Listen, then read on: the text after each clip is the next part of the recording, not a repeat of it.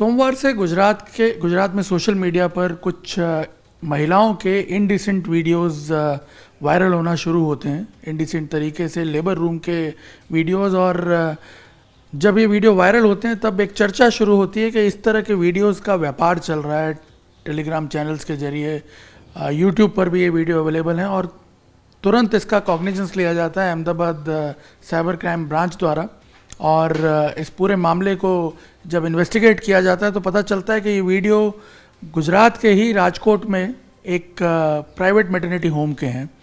वहाँ से जब ये जांच शुरू होती है तब 2 दिन बाद आज जो साइबर क्राइम ब्रांच की टीम है और अहमदाबाद क्राइम ब्रांच की टीमें हैं, करीब 4 टीमें मिलकर के अलग अलग स्टेट से कुछ जो आरोपी हैं इस मामले के उनको अरेस्ट किया है। और काफ़ी एक कॉम्प्लेक्स इन्वेस्टिगेशन था जिसको अब सॉल्व करने की दिशा में आगे बढ़ रही है क्राइम ब्रांच।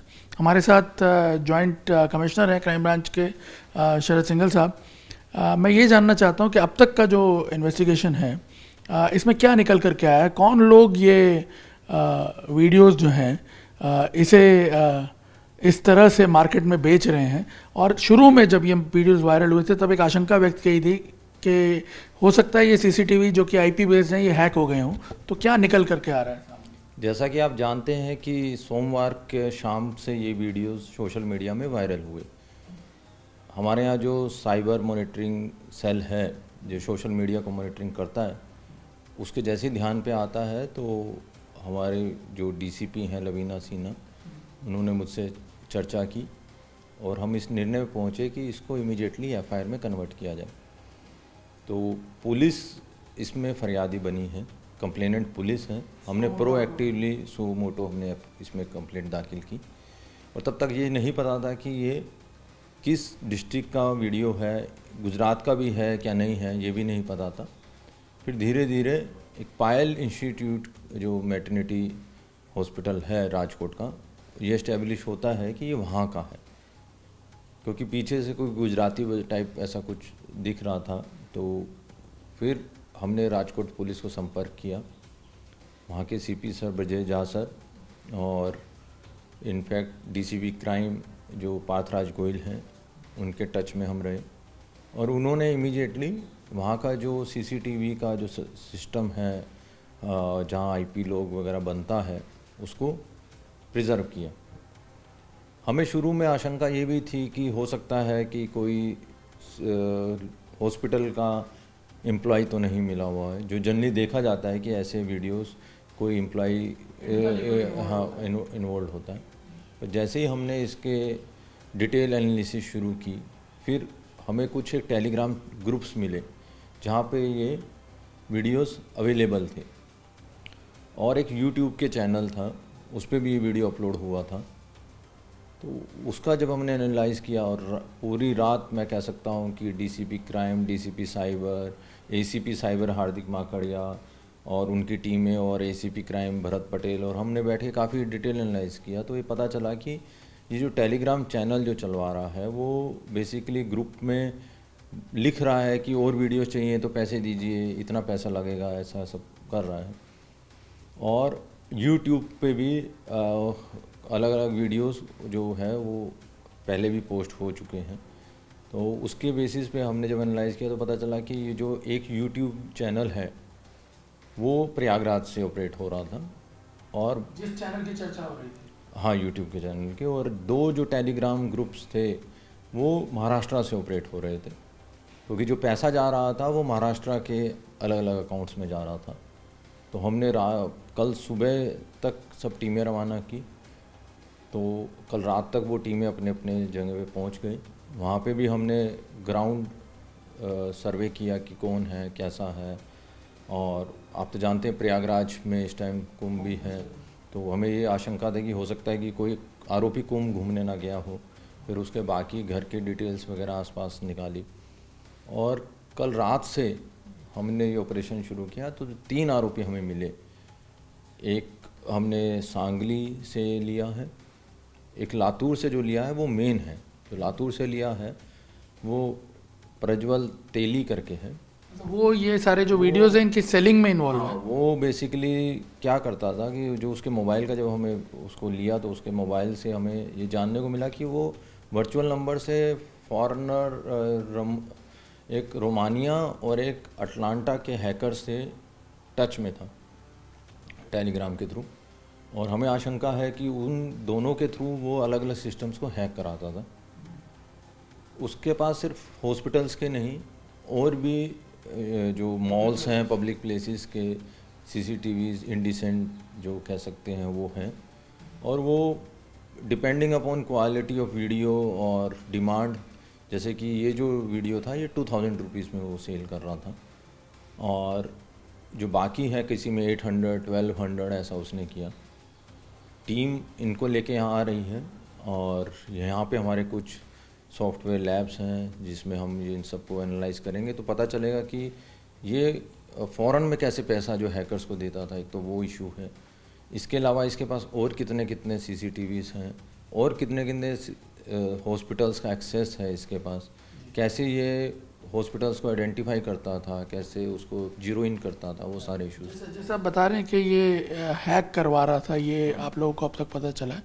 मैं ये जानना चाहता हूँ कि ये जो आईपी बेस्ड सीसीटीवीज होते हैं कितने वनरेबल हैं, मतलब क्या बड़ी आसानी से हैक किया जा सकता है इनको? देखिए ऐसा है, ऑफ द लेट अभी आपने देखा भी होगा कि बहुत सारी सॉफ्टवेयर कंपनीज अपना डाटा सिक्योरिटी और साइबर सिक्योरिटी पे काम करना शुरू किया। रीज़न बीइंग कि काफ़ी कंपनीज़ का डाटा, या आप मान लीजिए कि हम सबका पर्सनल डाटा भी काफ़ी हद तक डार्क वेब पे लीक हुआ, और उसका कारण यही है कि कंपनीज पहले इसको एक बहुत वनरेबल नहीं समझते थे। ऑफ द लेट जब रैंसमवेयर काफ़ी बड़ा, मालवेयर्स हुए, रैंसमवेयर हुआ और सिस्टम में हैकिंग का स्टार्ट हुआ, तो नॉट ओनली सीसीटीवी, अगर आप सोचिए कि आप हॉस्पिटल चला रहे हैं और आप हर पेशेंट का डाटा सेव करते हैं ताकि फ्यूचर में आपका पेशेंट आए तो आपको उसको बार बार रिकॉल नहीं करना पड़े, तो वो इजीली रिकॉल हो जाए। तो वो डाटा बहुत सारी ऐसी इंश्योरेंस कंपनीज़ हैं या हेल्थ केयर कंपनीज़ हैं जिनको अगर हाथ में लग जाए तो वो काफ़ी हद तक उसको मिसयूज़ कर सकते हैं। तो ऐसे हैकर्स काफ़ी अवेलेबल हैं, तो वो ये नो डाउट एक इशू है। इस पे हम जल्दी एक सेमिनार भी रखना चाहेंगे और सब इंस्टीट्यूट्स को, हॉस्पिटल हो, कमर्शियल हो, उनको अवेयर करना चाहेंगे कैसे आप data security as well as system security पे ध्यान दें। नहीं तो इतनी आसानी से जो ये हैक हो जाते हैं उसकी वजह क्या है? मतलब क्या ये लोग अपने पासवर्ड्स वगैरह प्रोटेक्ट इतना प्रॉपरली नहीं करते, या फायरवॉल्स वगैरह जो क्रिएट करनी चाहिए वो सब पे ध्यान नहीं देते? एक्चुअली ये सारा एक डिपेंड करता है आपकी प्रायोरिटी क्या है। कोई इसको बहुत प्रायोरिटी समझता है तो फायरवॉल का खर्चा भी एक्सेप्ट करेगा, फिर अच्छे जो रेप्यूटेड सिस्टम्स इंस्टॉल करवाएगा, फिर डाटा सिक्योरिटी पे एक्स्ट्रा चेक्स लेगा, पासवर्ड और वो बहुत एनक्रिप्टेड फॉर्म में रखेगा, और जिसको लगता है सीसीटीवीज़ हैं तो इजीली हमने तो जस्ट कि चोरी ना हो, कोई मिस हैपनिंग ना हो, कोई ऐसा वो ना हो, उसके लिए तो कौन क्या कर लेगा। तो कोई बार ओवर कॉन्फिडेंट या नेग्लिजेंस के हैं। Right now there are so many systems available in the market which can secure your CCTVs as well as data systems. तो वो अगर हम उसको बट एक अवेयरनेस की ज़रूरत है।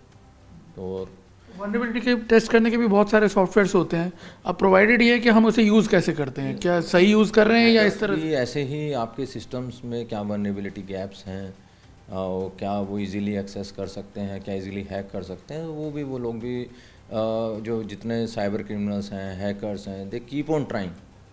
तो उनको पता है कि भाई कैसे कैसे सिस्टम में हैक किया जा सकता है, क्या इस पे इतना सिक्योरिटी फीचर्स हैं क्या नहीं है। जब नहीं है तो they can easily enter into your system and get all the information. नहीं, एक पॉइंट ये भी यहाँ पे उठता है कि जैसे एक फैंसी हो गया है आपके, अगर मैंने अपने एस्टेब्लिशमेंट में सीसीटीवी लगाए हुए हैं तो मैं कहीं भी हूँ उसे बैठ के देखना चाहता हूँ, मैं ये नहीं देख पा रहा, समझ पा रहा हूँ कि कोई और भी। वो डेफिनेटली जो आईपी बेस्ड कैमरास की आप बात कर रहे हैं, फिर जो नेटवर्किंग वगैरह से हम सब रिमोट एक्सेस कर लेते हैं, वो that is a good feature rather than अभी क्या है कि जैसे सपोज़ करो आप कोई सीनियर सिटीजन है, उसके किड्स हैं, कहीं बाहर गए हैं, तो they can easily monitor from the remote access की, कुछ ऐसा तो नहीं है। बट ये इस दैट डजंट मीन कि जैसे आपका कंप्यूटर भी है, बट इसकी वजह से बॉटलनेक क्रिएट होते हैं ताकि नहीं, ऐसा जो नहीं है कि बॉटल नेक, नो डाउट जब आप उसको आईपी बेस कैमरा को रिमोट एक्सेस देंगे तो डेफिनेटली उसके थोड़े एडवांटेजेस, काफ़ी एडवांटेजेस हैं कि आपको रिमोट एक्सेस मिल रहा है, इजीली यू कैन सी, किसी भी टाइम आप जाके चेक कर सकते हो, but at the same time there are safety systems also which needs to be install along with this IP base camera that can secure your data as well as your CCTV footage. Labour rooms और जो भी ऐसे areas हैं किसी भी establishment जहाँ किसी की प्राइवेसी कॉम्प्रोमाइज़ हो सकती है, तो वहाँ कैमरा लगाना अलाउड है या नहीं है? ये एक इशू काफ़ी परसों डिस्कस हुआ है across the media and as well as between our internal group, और हमने इस मुद्दे पे हेल्थ मिनिस्ट्री से एक ओपिनियन मांगा है। जहाँ तक हमें अभी तक नॉलेज अवेलेबल है और हमारे पास जो नॉलेज है उसमें मैं मानता हूँ कि जो ओपीडीज़ हैं या फिर जहाँ पे आपका बेसिकली डायग्नोस्टिक सिस्टम्स हैं, जहाँ पे आपका सीटी स्कैन और इसका है, वहाँ पे लगाने की ज़रूरत है, बट लेबर रूम में लगाना है कि नहीं लगाना है, ऐसी कोई गाइडलाइंस हैं क्या, नहीं है क्या, लगा सकते हैं। दूसरा मैं कहना चाहूँगा कोई मेलाफाइड इंटेंशन नहीं थी, पर फिर भी वो एक बार आरोपी आएंगे तब हम चेक करेंगे, पर mala fide intention in the sense ये नहीं थी कि कोई उसको हॉस्पिटल का कोई स्टाफ देख सके या कोई मैनेजमेंट वाला देख सके, ऐसा नहीं लगा हमें।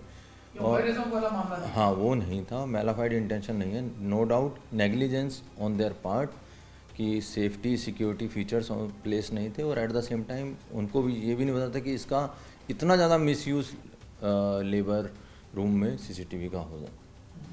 तो ये पता चल पाया सर कि कितना बड़ा नेटवर्क था इन आरोपियों का? क्योंकि अभी काफ़ी बड़ा है, जैसा कि देवर वो क्लेम कर रहे हैं कि बाकी अक्रॉस इंडिया काफ़ी हॉस्पिटल्स के सीसीटीवीज़ अवेलेबल हैं।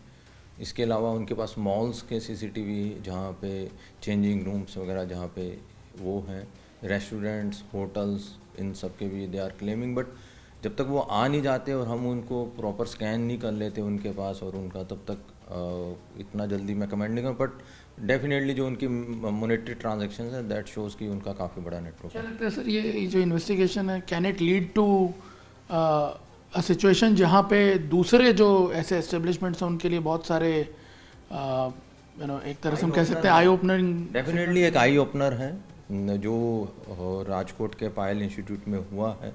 मैं मानता हूँ कि सब हॉस्पिटल्स उसको अब फिर से रीचेक कर रहे हैं, और एट द सेम टाइम जैसा आपने बताया कमर्शियल इंस्टीट्यूट्स भी इसको रीचेक करेंगे, और हम भी एक अवेयरनेस कैंपेन चलाएंगे, और सब जो ऐसे कमर्शियल इंस्टीट्यूट्स के मालिक हैं या मैनेजमेंट कमेटी है उनको बुलाएंगे और उनको बताएंगे कि खासतौर पे महिलाओं के लिए, महिलाओं को क्या, क्योंकि एक ये केस सॉल्व हो जाएगा, शायद सज़ा भी मिल जाएगी, लेकिन जो कोर इशू है वो है महिलाओं की प्राइवेसी, डिग्निटी, सेफ्टी का।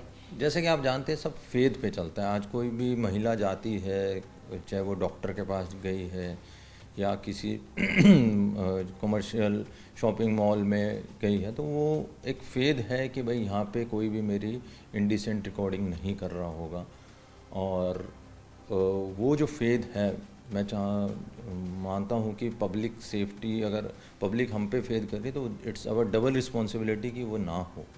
तो अवेयरनेस भी ज़रूरी है, और महिलाओं के लिए भी अवेयरनेस ज़रूरी है। अगर उनको लगता है कि नॉट ओनली सीसीटीवी बट कुछ हिडन कैमरा है या कुछ ऐसा लग रहा है कि ब्लिंकिंग लाइट है या कुछ सिग्नल्स टाइप लग रहा है, तो immediately they can report to the police also.